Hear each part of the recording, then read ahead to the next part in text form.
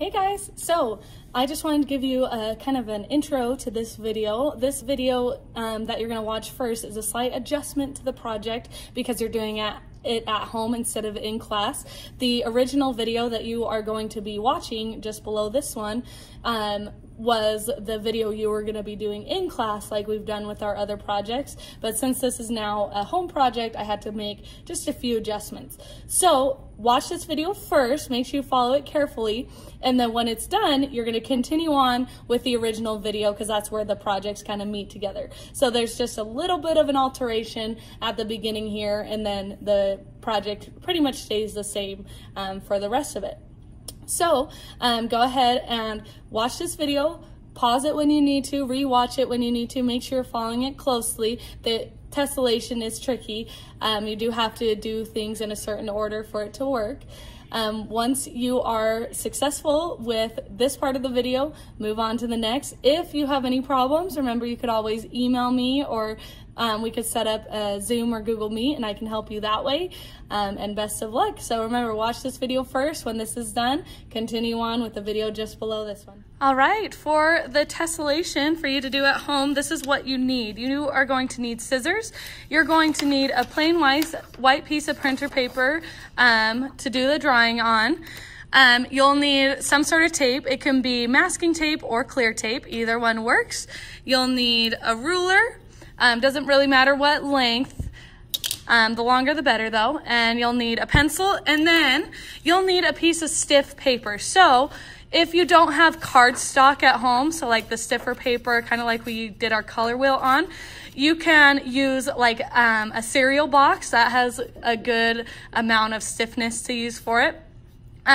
If you really don't have anything similar to this that you can use, you can just get another piece of printer paper and use that. It will be a little bit trickier to do, but it's possible. So again, any of these stiffer papers work, or like thin cardboard, something like this that's easy to cut. If you absolutely don't have anything like that lying around the house, you only need a small square too, and I'll show you the measurement that you need in a second, but it'll be small. So you just need a small piece of one of those things.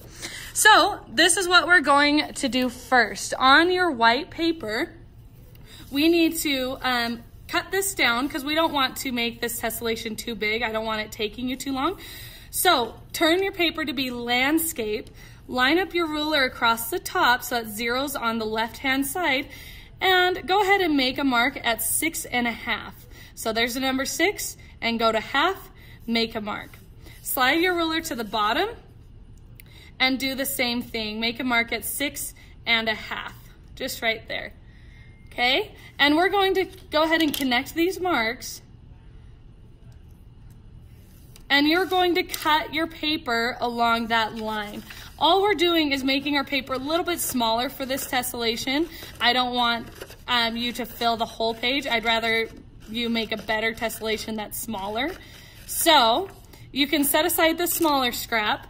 We're going to use the larger scrap. This is what we're going to do our tessellation on. Keep in mind, in the second half of the video, mine is a slightly different size, but yours is just perfect like this. Okay, once that's done, you can keep watching the video here. We're now going to move on to where you need the stiffer paper. So either the thin piece of cardboard, any sort of cardstock, just anything stronger or thicker than a regular piece of paper is going to work great. On a corner of that paper, I'm going to do it with this yellow piece of cardstock, but you use whatever you have. On the corner of that paper, we need to draw 2 inches. So along the top, I'm lining up my ruler, zeros on the left. I'm making a mark at the number 2. And I'm just going to slide my ruler down not too far. Again, making sure zeros on the left, make a mark at the number 2. I'm going to go ahead and connect those. I don't have to go super far with this, just a little line. Remember, you can always pause the video or replay it if you miss anything. I'm going to go ahead and turn my paper so that zero's now on the left-hand side of my paper still, and it's going along the line, and I'm making a mark at the number 2. Slide my ruler down, make a mark at the number 2, and connect those.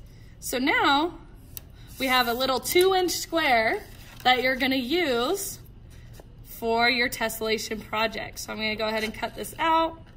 try to stay on the lines the best you can, because if you don't end up with a perfect square, your tessellation will not work. So you do need to have a perfect square like this one. So once you're done with this, keep watching the rest of the video. Now keep in mind, the rest of the video is the one that was originally made for you to be watching in class. So some things might be slightly different, but basically it's the same. Go ahead and continue on with the video just below this one for the rest of the demonstration.